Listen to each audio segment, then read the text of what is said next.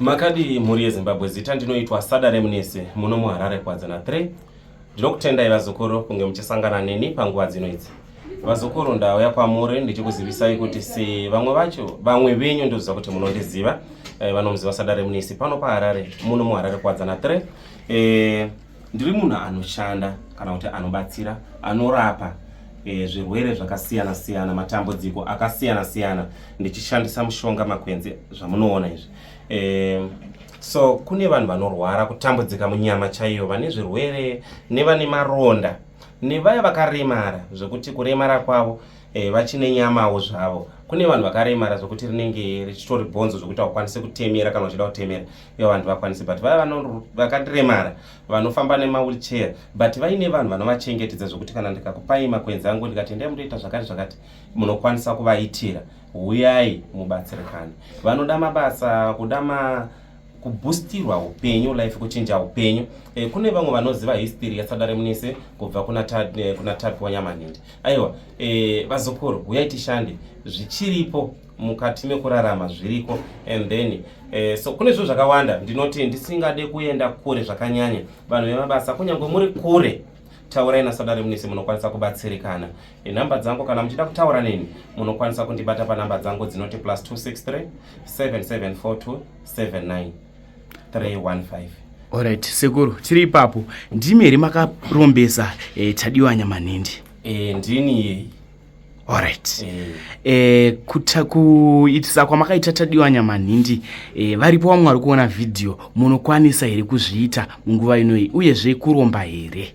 Ndinokwanisa, but kungoti chete handikataure ndichete kuromba pano pamhepo, asi kutora makwenzi ekuchinja upenyu hwako.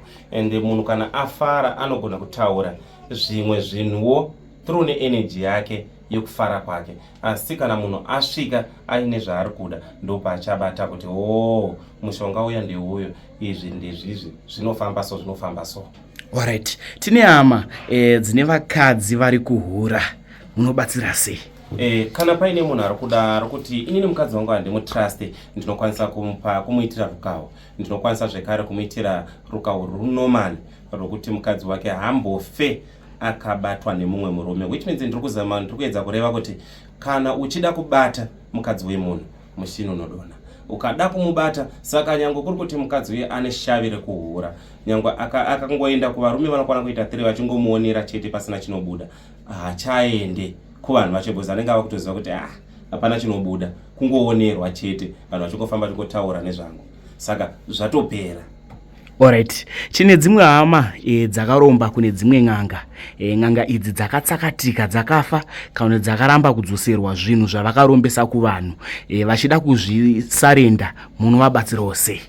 Kana kuri kuti zvinhu zvinotori nemba, because pane kumwe kuromba kwaiitwa nevanhu vekare, vaitora ngozi, because kuromba sort of like ngozi, imhepo inenge ichitoshanda, inotora kasha, inotouraya munhu akafa aine hasha, aine shungu.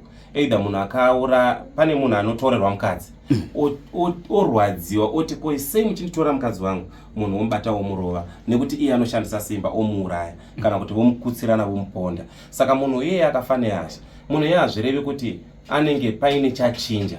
Ivavo vanhu ivavo kana kuri kuti hapana chinogadzirika, endai mundoripa, tsvakai mhuri iyoyo mundoiripira, mundosarenda kuti aiwa tatya, varidzi vazvo havachisipo, tinokumbira uregerero, isu tongori vana, hatina chatinoziva. Kana kuri kuti achada mukadzi, kana kuti achada mombe, kana kuti achada monegotiata naye, because mazuva ano kutora mwana uti hoyu mukadzi hatichanyenye kuzvikurudzira, asi torai mombe muende nadzo kumhuri iyoyo, because zvecho akatadzirwa. Saka ndingataura ndichidaro, asi vanorwara vachirwariswa nengozi iyoyo ndinokwanisa kuvarapa, asi ndichivaudza futi nzira iyoyo kuti endai mundoripa, ndo zvandinoita. Alright, tine hama dzine vamwe vavo vakafa zvisina tsarukano, vanobatsirika here hama dzakaita seidzi? Vanobatsirika zvakanyanya kana vachida kumutsa mufi. Ndinovagadzirira mufi wavo omuka otevera ondozvirwira ega, and hazvitotori nenguva, anenge ava kutanga kurwa ega achidhimanda zvaari kuda kucheneswa nazvo. Alright, pane hama takudzoka kumashure dziri kuda laki, mushonga welaki kana kuti kuita mari zvinotora nguva yakareba sei? Just kana kuri kuti ilaki chete tisati tataura zvemari pamwe 2 days, pamwe uchingobva panapa seshona yainoti yatsika musheshe yamwe uchingobva panapa unogona kutosvika kumba kwenyu watonunga mari, unogona kusvika kumba kwenyu watoshedzwa kubasa, unogona kusvika kumba kwenyu paine something chachinja, something chiri right kwauri. So ndingati 2 days, 3 days, a week kuenda pa 2 weeks panenge pachiwanikwa machanges ipapo. And then taenda kumari, zvemari zviya kana ndakupa makwenzi angu emari, pane machanges atinotarisira. Tiri kuziva rekutanga ndotarisira hope nemamwe ma-reaction achaitwa nevanhu. Rechi 2 ndine zvandinoita inini kunoko kumashure kwekuti wandiudza zvawasangana nazvo, and then tochitanga kuti 4 days a week kuenda pa 2 weeks unenge watowana maresults emari, kwete kuti unenge wabata mari nemaoko. No, mari haiuye, mari inotsvakwa. Nyangwe mukanzwa vanotaura, zivai kuti mari haiuye, mari inotsvakwa. Kana munhu achitora makwenzi emari anoita kuti mari ive nyore. Kana ukaita business vanhu ngavauye vatenge. Uchivaka nyangwe kachaja munhu kuti ndoda 80,000 ngacheme ati ndine 60,000, asi vamwe vachitochaja $500. Ndo chinonzi mushonga ichocho.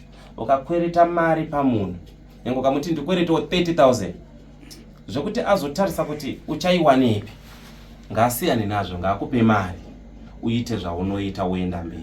That's why muchiona kuti mbinga dzese kune vari kuchema nadzo dzinotori nezvikwereti zvadzisina kubhadhara. Right. Tiri ipapo tine hama dzakaita sedziri ku-UK, ku-South Africa, kupi nekupi, vanobatsirika seiko vasimo mudare munomu? Vanobatsirika nenzira yakadai. Kana vakataura neni, sekuru ndiri kuda kubatsirwa nechakati, ndinoudza munhu kuti tumira zita rako nesenemu rechokwadi nezita. Kana kuchikuti vari kuda zviya zvemari kana kuti zvakati kurei, because pane zvakati kurei, unotumira zita rako nesenemu nezita remunhu wekwenyu 1 akashaya. Kana uchida zvemalaki zviri normali, vamwe vanoda kuti mukadzi adzoke kudidi, unotumira zita rako nesenemu, kana kuti zita remukadzi nesenemu nezita rako, ende kana mafoto enyu ndokubatanidza wodzoka. Kana zviri zvemabasa unongotumira zita rako nesenemu iwewe ndokugadzirira.